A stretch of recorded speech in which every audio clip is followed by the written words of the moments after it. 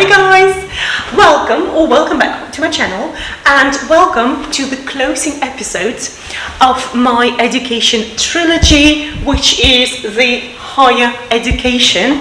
And today's episode is actually quite close to my heart because I'm going to be talking about how can people gain access to academia in Russia as opposed to how can people gain access to academia in Germany. So stay tuned if you want to find out more.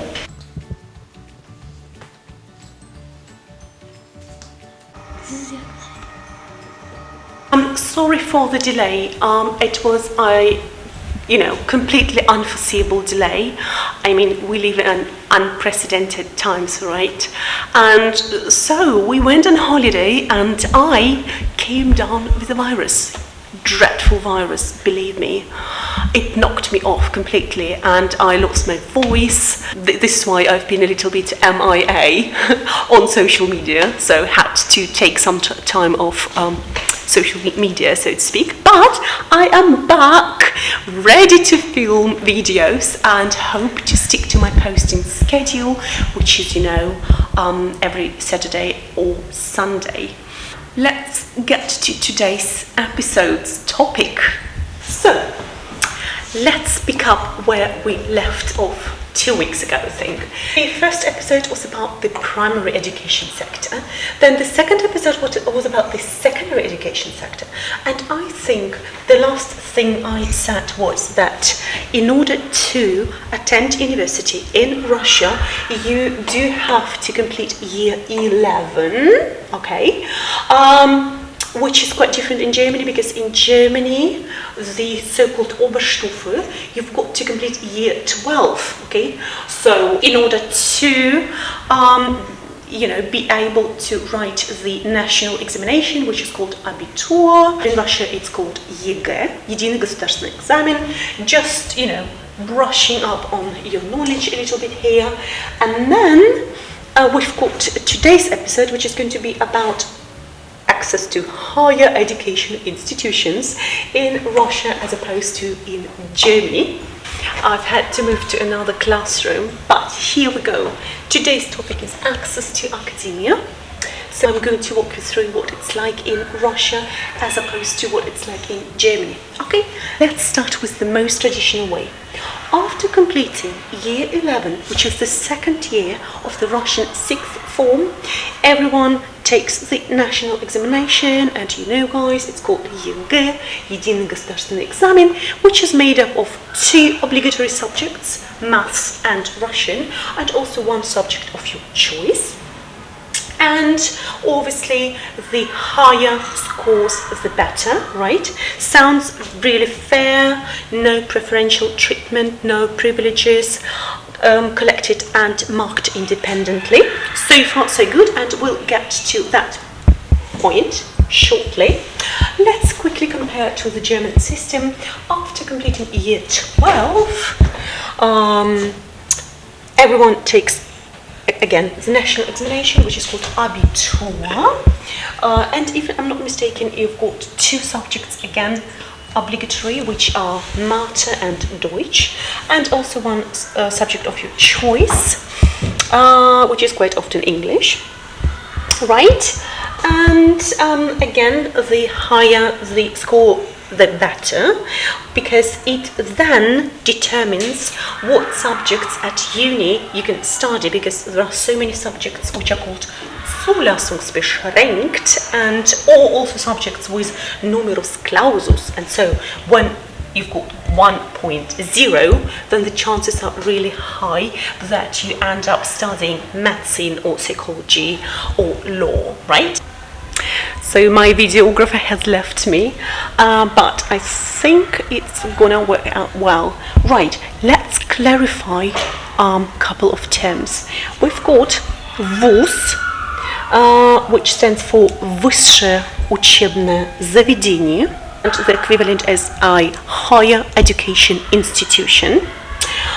In Russia, you've got 3 types of ВУЗ: университет, university, institute,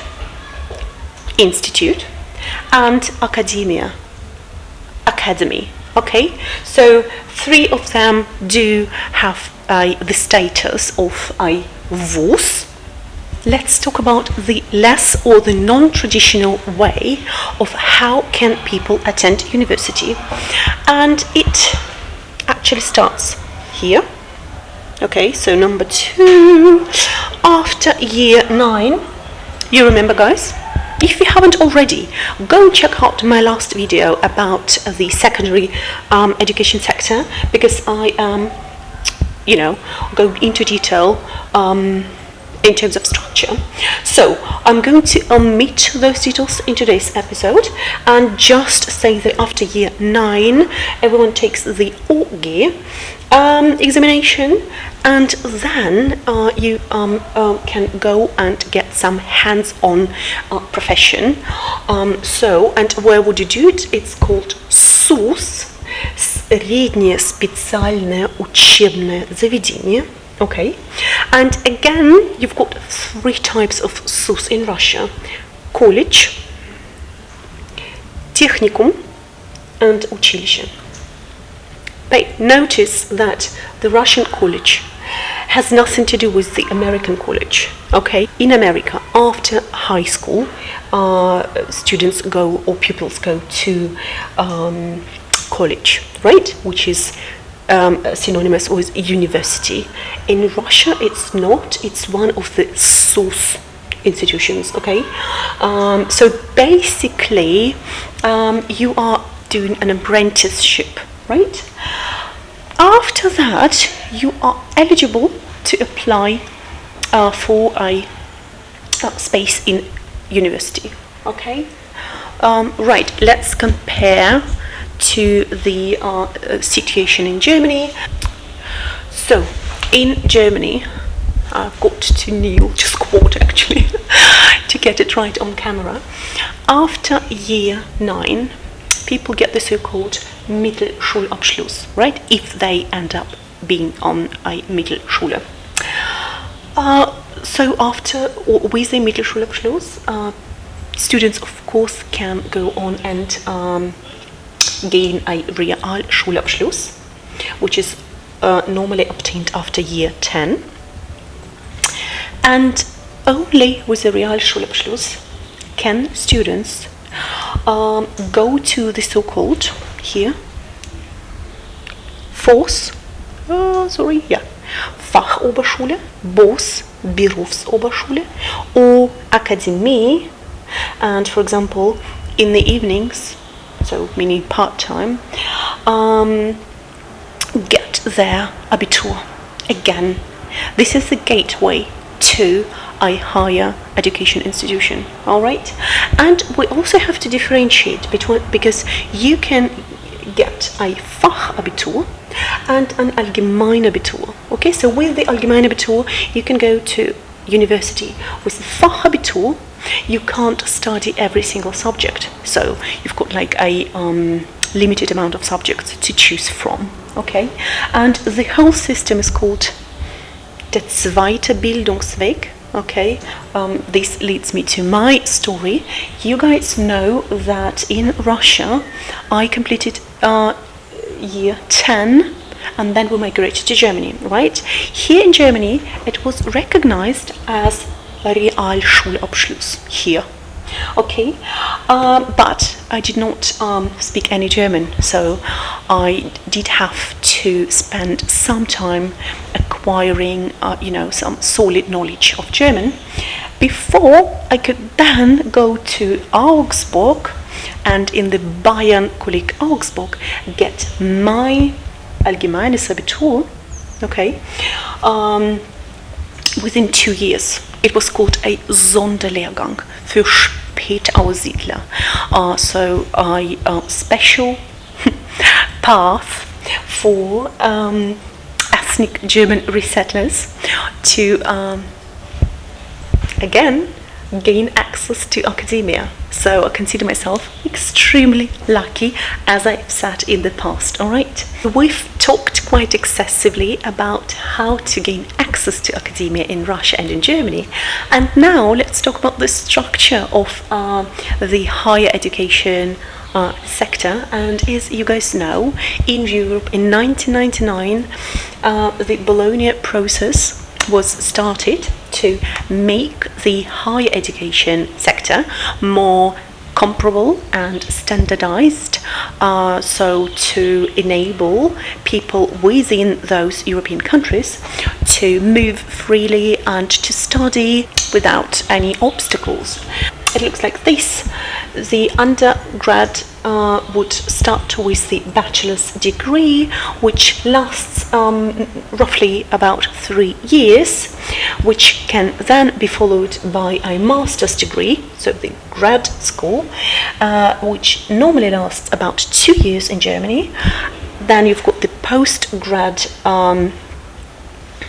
possibilities, which is a PhD, so the doctoral education, which lasts about 3 to 5 years, and then of course you can also gain a postdoc, right? Russia has been a member in this Bologna process since 2003, and so again you normally start off with a baccalaureate, okay, followed by a master, and then you could also go to aspirantura to become a kandidat nauk, and also then you could write the so-called doktorska, so or in German Promotion, right? Can you see that fat, thick exclamation mark? So I've promised to come back to the issue of the supposedly objective and fair examination system in Russia. You remember, the higher the score, the better.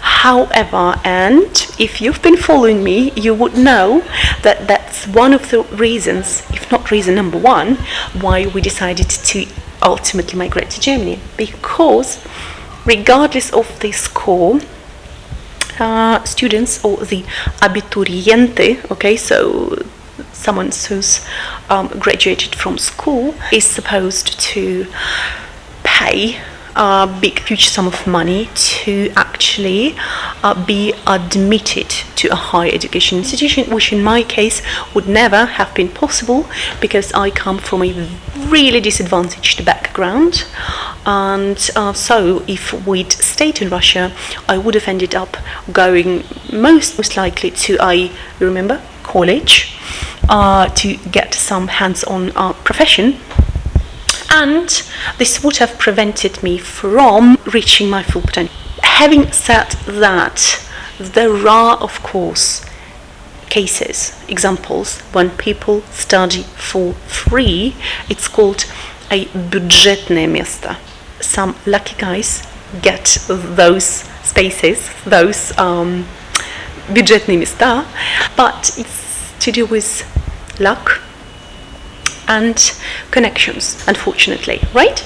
So I am about to wrap up today's episode. I hope it's been helpful for you, and if you've enjoyed watching this video, because I've enjoyed making it, please make sure to give it a thumbs up to let me know that you like this content, and also consider subscribing to my channel because it really supports my channel. And I'll see you next time, which is next Saturday, with the topic of my academic journey. Okay, stay healthy, stay safe. Всем пока. Tschüss zusammen. Bye guys.